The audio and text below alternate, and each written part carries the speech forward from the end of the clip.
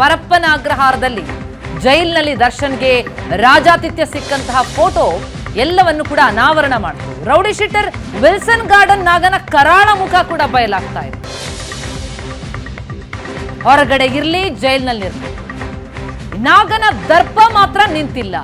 Wilson garden ನಾಗನ ಮೇಲೆ 10ಕ್ಕೂ ಹೆಚ್ಚು ಮರ್ಡರ್ ಕೇಸ್ಗಳಿರುವುದು, ಜೊತೆಗೆ ಜೈಲಿನಿಂದಲೇ ರಿಯಲ್ ಎಸ್ಟೇಟ್ ವ್ಯವಹಾರ ಮಾಡ್ತಾರಂತೆ ನಾಗನಿಗೆ ಬೆಂಗಳೂರಿನ ಪ್ರಭಾವಿ ರಾಜಕಾರಣಿಗಳ ಶ್ರೀರಕ್ಷೆ ಇದೆಯಾ ಎನ್ನುವ ಅನುಮಾನ.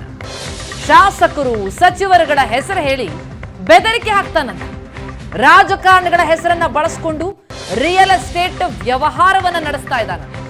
ಬೆಲೆ ಬಾಳುವ ಜಾಗದ ಮೇಲೆ ಕಣ್ಣು ಹಾಕದ ನಾಗ ಅಂತಂದ್ರೆ ಬಿಡಲ್ಲ.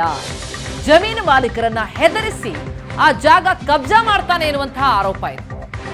ಜೈಲಿನಲ್ಲೇ ಕುಳಿತಿದ್ರು ಕೂಡ ತನ್ನ ಹುಡುಗರಿಂದ ಹೊರಗಡೆ ಬೆದರಿಕೆ ಹಾಕಿಸ್ತಾನೆ. ಬಿಲ್ಡರ್ ವೀರ ರಾಘವನ್ ಎಂಬುವರನ್ನ ಬೆದರಿಸಿದ್ದಾನಂತೆ ನಾಗ. ವೀರ ರಾಘವನ್ಗೆ ಬೆದರಿಕೆ ಹಾಕಿದ್ದಕ್ಕೆ ಸಂಬಂಧಪಟ್ಟಂತೆ ಎಫ್ಐಆರ್ ದಾಖಲಾಗಿದೆ. ಈ ಸಂಬಂಧಪಟ್ಟಂಗೆ ಮತ್ತಷ್ಟು ಅಪ್ಡೇಟ್ಸ್ ಕೊಡ್ತಾರೆ ನಮ್ಮ ಪ್ರತಿನಿಧಿ ಹರೀಶ್ ಮತ್ತೆ ಲೈವ್ ನಲ್ಲಿದ್ದಾರೆ. ಹರೀಶ್, ದರ್ಶನ್ ಬದಲಾಗಿದ್ದಾನಾ ಇಲ್ವಾ ಅನ್ನೋದಕ್ಕೆ ಈ ಡೀಟೇಲ್ಸ್ ನೋಡಿದ್ರೆ ಗೊತ್ತಾಗ್ಬಿಡತ್ತೆ. ಆತನ ಸುತ್ತಲಿನ ಸಹವಾಸ, ಸುತ್ತಲೂ ಇರುವಂತಹ ವ್ಯಕ್ತಿಗಳು ಯಾವ ರೀತಿಯಾಗಿದ್ದಾರೆ ಅನ್ನೋದನ್ನ ಗಮನಿಸ್ಬಿಟ್ರೆ ಗೊತ್ತಾಗ್ಬಿಡುತ್ತೆ ದರ್ಶನ್ ಬದಲಾಗಿದ್ದಾನಾ, ಸುಧಾರಿಸಿದ್ದಾನಾ ಇಲ್ವಾ ಅನ್ನೋದನ್ನ. ಏನಿದು ನಾಗನ ಹಿಸ್ಟ್ರಿ, ಇಂಥ ವ್ಯಕ್ತಿಯ ಸಂಪರ್ಕ ಯಾಕೆ? ಮತ್ತೊಂದು ಕಡೆ ದರ್ಶನ್ ಹೇಳ್ತಾನೆ ಅಚಾನಕ್ ಆಗಿ ಸಿಕ್ಕ ಬಿಸಿನೀರು ಕುಡ್ದೆ ಅಂತ.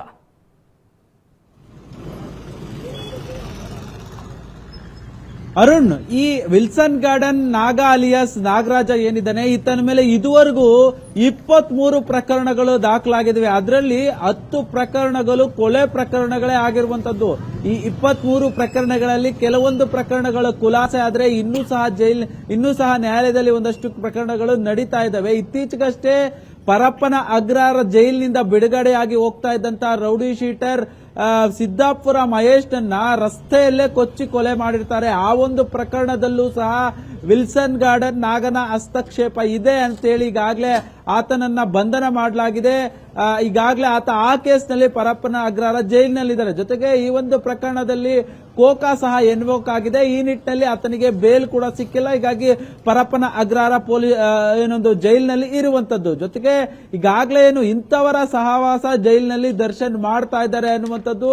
ಜೊತೆಗೆ ಎಲ್ಲೊಂದ್ ಕಡೆ ಪ್ರಾರಂಭ ಹಂತದಲ್ಲಿ ದರ್ಶನ್ಗೆ ಈ ಒಂದು ಕೊಲೆ ಪ್ರಕರಣದಲ್ಲಿ ಒಂದು ಮನವರಿಕೆ ಆಗಿದೆ, ತಾನು ಮಾಡಿದ ತಪ್ಪು ತನಗೆ ಅರಿವಾಗಿದೆ ಅನ್ನುವಂತ ಮಾತುಗಳು ಕೇಳಿ ಬರ್ತಾ ಇತ್ತು. ಆದ್ರೆ ಯಾವಾಗ ಈ ಫೋಟೋ ರಿಲೀಸ್ ಆಯ್ತು, ಅಲ್ಲಿಂದ ದರ್ಶನ್ ಏನೂ ಬದಲಾಗಿಲ್ಲ, ಎಲ್ಲವೂ ಹಾಗೇ ಇದಾವೆ, ಆತ ಒಂದು ಕಿಂಚಿತ್ತು ಬದಲಾಗಿಲ್ಲ ಅನ್ನುವಂಥದ್ದು ಈ ಫೋಟೋ ನೋಡಿದ್ರೆ ಸ್ಪಷ್ಟವಾಗಿ ಗೊತ್ತಾಗುತ್ತೆ. ಇನ್ನು ಈ ವಿಲ್ಸನ್ ಗಾರ್ಡನ್ ನಾಗ ಏನಿದ್ದಾನೆ, ಈತನ ಸಾಕಷ್ಟು ಆರೋಪಗಳಿದಾವೆ ಈತನ ಮೇಲೆ. ಈತ ಜೈಲಿನ ಒಳಗಡೆನೆ ಕೂತ್ಕೊಂಡು ಸಾಕಷ್ಟು ವ್ಯವಹಾರಗಳನ್ನ, ಅಂದ್ರೆ ಹೊರಗಡಿನ ವ್ಯವಹಾರಗಳನ್ನ ಮಾಡ್ತಾನೆ ಅನ್ನುವಂಥದ್ದು. ಇತ್ತೀಚೆಗೆ ಏನೊಂದು ಮಡಿವಾಳ ಪೊಲೀಸರು ಒಂದು ಪ್ರಕರಣವನ್ನ ದಾಖಲು ಮಾಡಿಕೊಂಡಿದ್ರು. ವೀರ ರಾಘವನ್ ಅಂತೇಳಿ ಕನ್ಸ್ಟ್ರಕ್ಷನ್ ನಡೆಸ್ತಾ ಇದ್ದಂತ ವ್ಯಕ್ತಿಗೆ ಬೆದರಿಕೆ ಹಾಕಿದ್ದಾರೆ ಅಂತೇಳಿ ಆತ ಒಂಗಸಂದ್ರದ ಒಂದು 51 ಸೈಟ್ ನಂಬರ್ 51 ಇವರ ಹೆಸರಿಗೆ ಬರ್ಕೊಡ್ಬೇಕು ಅಂತೇಳಿ ಧಮಕಿ ಹಾಕಿದ್ದಾರೆ ಅಂತೇಳಿ ವಿಲ್ಸನ್ ಗಾರ್ಡನ್ ನಾಗ ಅವರ ಏನ್ ಹುಡುಗರು ಏನಿದ್ದಾರೆ ಬಾಲ ಮತ್ತೆ ಮುತ್ತು ಅವರ ಮುಖಾಂತರ ಬೆದರಿಕೆ ಹಾಕಿ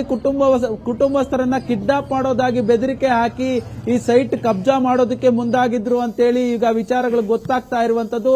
ಈ ಸಂಬಂಧ ಈಗಾಗಲೇ ಬಾಲ ಮುತ್ತು ಎಂಬುವರನ್ನ ಮಡಿವಾಳ ಪೊಲೀಸರು ಬಂಧನ ಮಾಡಿ ವಿಚಾರಣೆಯನ್ನ ಮಾಡಲಾಗ್ತಾ ಇದೆ. ಈ ಒಂದು ಪ್ರಕರಣದಲ್ಲೂ ಸಹ ವಿಲ್ಸನ್ ಗಾರ್ಡನ್ ನಾಗನ ಹೆಸರು ಕೇಳಿ ಬಂದಿರುವಂತದ್ದು. ಅದಕ್ಕೆ ಸಂಬಂಧಪಟ್ಟಂತೆ ಒಂದು ಪ್ರಕರಣ ಕೂಡ ದಾಖಲಾಗಿತ್ತು.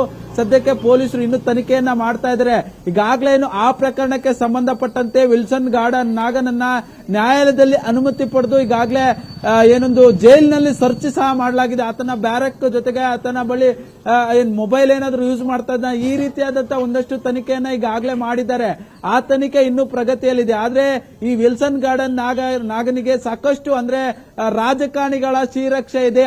ಅವರ ಹೆಸರುಗಳನ್ನ ಹೇಳ್ಕೊಂಡೆ ಈ ರೀತಿಯಾಗಿ ಧಮ್ಕಿ ಜೊತೆಗೆ ಈ ರಿಯಲ್ ಎಸ್ಟೇಟ್ ಉದ್ಯಮವನ್ನ ಮಾಡ್ತಾನೆ ಅನ್ನುವಂತ ಸಾಕಷ್ಟು ಆರೋಪಗಳು ಕೇಳಿ ಬರ್ತಾ ಇರುವಂತದ್ದು. ಅದರಲ್ಲಿ ವೀರರಾಘವನ್ ಪ್ರಕರಣವೂ ಸಹ ಒಂದಾಗಿರುವಂತದ್ದು. ಅರುಣ್, ಥ್ಯಾಂಕ್ ಯು ಹರೀಶ್ ಎಲ್ಲ ಡೀಟೇಲ್ಸ್ಗೆ.